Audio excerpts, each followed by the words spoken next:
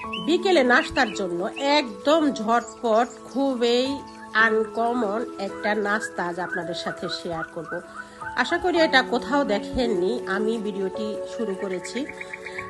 এখানে আমি একটা মুরগির বুকের মাংস নিয়েছি, এরকম কিউব করে কেটে, আর হাফ চা চামচ আদা বাটা, হাফ চা চামচ রসুন বাটা, হাফ চা চামচ লবণ, হাফ চা চামচ হলুদের গুঁড়া, 1 চা চামচ মরিচের গুঁড়া, হাফ চা চামচ জিরার গুঁড়া, সামান্য গরম মশলার গুঁড়া, 1 টেবিল চামচ টমেটো সস, 1 টেবিল চামচ সয়া সস দিয়ে আমি এগুলো 10-15 মিনিটের জন্য ম্যারিনেট করে রাখবো। ও ভুলে গেছি, আমি পরে এখানে 1 চা চামচ কালো জিরার গুঁড়া দিয়েছি। আর এরকম করে আমি এখানে 3টা আলু এরকম স্লাইস স্লাইস করে কেটে নিয়েছি এরকম। আর মাংসগুলো এরকম টুথপিক দিয়ে গেঁথে গেঁথে এইভাবে নিতে হবে। এখন আমি একটি হাঁড়িতে তেল গরম করতে দিয়েছি। এখন এই তেলের মাঝে তেল গরম হলে আমি এগুলো ছেড়ে দিয়েছি। এরকম কালার হয়ে আসলে তখন নামিয়ে নেবেন।